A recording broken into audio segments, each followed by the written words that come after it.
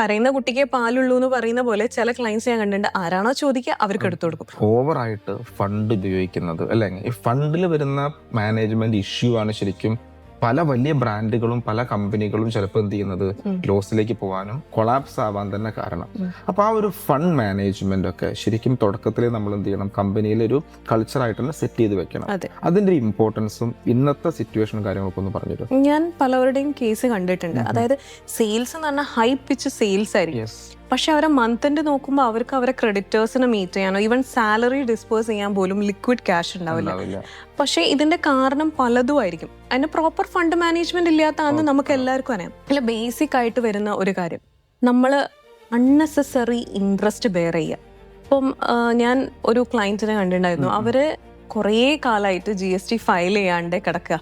അവസാനം നിവർത്തിയില്ല, അവർക്ക് ഫയൽ ചെയ്തേ പറ്റും. ഇപ്പോൾ GST റിട്ടേൺസ് ഫയൽ ചെയ്യുമ്പോൾ അൺനെസസറി GST പേബിളിന്റെ കൂട്ടത്തിൽ ഫൈൻ എത്ര പേ ചെയ്യേണ്ടി വന്നു, ഒരു 1 ഇയറോളം പെൻഡിങ് കിടന്നു. ഇതുപോലെ പല ഫണ്ട്സും നമ്മുടെ ലോക്ക്ഡ് ആയിരിക്കും. ഫോർ എക്സാമ്പിൾ, ക്രെഡിറ്റേഴ്സിന് നമുക്ക് പേയ്മെന്റ് നടത്താൻ ഒരു ക്രെഡിറ്റ് ലിമിറ്റ് തന്നിട്ടുണ്ടാവും. ആ ക്രെഡിറ്റ് പോളിസി നമ്മൾ ആ ബിസിനസ് കൺസേണിൽ എസ്റ്റാബ്ലിഷ് ചെയ്യണം. ഇപ്പം കരയുന്ന കുട്ടിക്ക് പാലുള്ളൂ എന്ന് പറയുന്ന പോലെ ചില ക്ലയൻസ് ഞാൻ കണ്ടിട്ടുണ്ട്, ആരാണോ ചോദിക്കുക അവർക്ക് എടുത്തു കൊടുക്കും. പക്ഷെ അതല്ലാണ്ട് ആ ക്രെഡിറ്റ് പോളിസി വെച്ച് പോവുകയാണെങ്കിൽ ഫണ്ട് റൊട്ടേഷൻ ഈസിയാവും. Same way collection, timely follow up, timely collection, അത് കറക്റ്റ്ലി മോണിറ്റർ ചെയ്യും.